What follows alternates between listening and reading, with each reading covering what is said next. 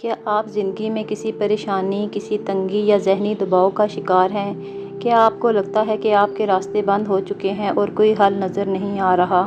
ایک ایسا عمل جو نہ صرف آپ کے گناہوں کو دھو دیتا ہے بلکہ آپ کے رزق، صحت اور خوشیوں کے بند دروازے بھی کھول دیتا ہے، اور وہ عمل ہے استغفار۔ السلام علیکم ورحمۃ اللہ وبرکاتہ۔ آج کی ویڈیو میں ہم بات کریں گے استغفار کی حقیقت کیا ہے، قرآن اور حدیث کی روشنی میں اس کی کیا اہمیت ہے اور یہ ہماری عملی زندگی کو کیسے بدل سکتا ہے۔ ویڈیو کو آخر تک ضرور دیکھیے گا۔ سب سے پہلے یہ سمجھنا ضروری ہے کہ استغفار کا اصل مطلب کیا ہے۔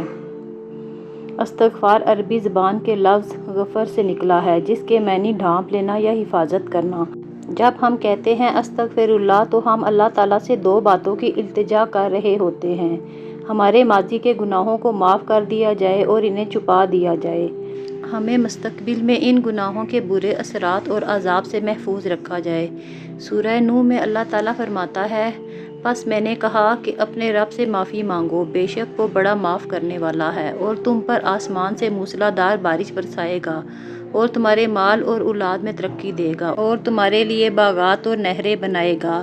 اسی طرح رسول اللہ صلی اللہ علیہ وسلم کا ارشاد گرامی ہے، جو شخص استغفار کو اپنے اوپر لازم کر لے، اللہ تعالیٰ اس کے لیے ہر تنگی سے نکلنے کا راستہ بنا دیتا ہے، ہر غم سے نجات دیتا ہے اور اسے ایسی جگہ سے رزق دیتا ہے جہاں سے اس کا گمان بھی نہیں ہوتا۔ غور کیجئے، ہماری سب سے بڑی پریشانی کا حل ایک چھوٹے سے عمل میں موجود ہے۔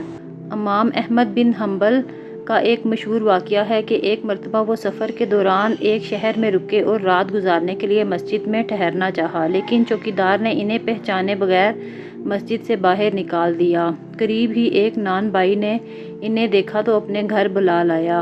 امام احمد بن حنبل نے دیکھا کہ وہ روٹی بناتے وقت ہر لمحہ زبانی استغفر اللہ پڑھتا رہتا ہے۔ آپ نے اس سے پوچھا، کیا تمہیں اس استغفار کا کوئی فائدہ ملا ہے؟ اس شخص نے جواب دیا، اللہ کی قسم میری ہر دعا قبول ہوئی، سوائے ایک دعا کہ میں اپنے وقت کے عظیم امام احمد بن حنبل سے مل سکوں۔ امام احمد بن حنبل کی آنکھوں میں آنسو آ گئے اور انہوں نے فرمایا، اللہ نے تمہاری وہ دعا بھی قبول کر لی اور مجھے کھینچ کر تمہارے پاس لے آیا ہے۔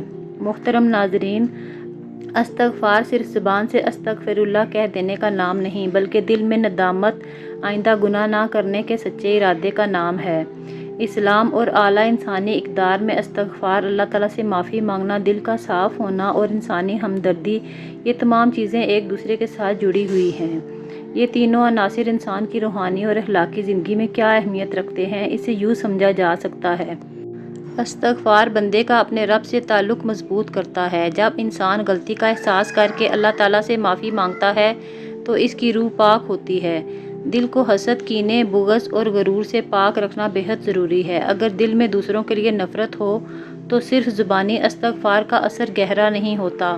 اللہ تعالیٰ کی مخلوق کے ساتھ نرمی، رحم دلی اور مدد کا جذبہ رکھنا دین کا بنیادی حصہ ہے۔ حدیث مبارکہ کا مفہوم ہے کہ تم زمین والوں پر رحم کرو، آسمان والا تم پر رحم کرے گا۔ اسلام میں حقوق اللہ اور حقوق العباد دونوں کی اہمیت بہت واضح ہے، اور انسان کی کامل کامیابی انہی دونوں کے توازن میں ہے۔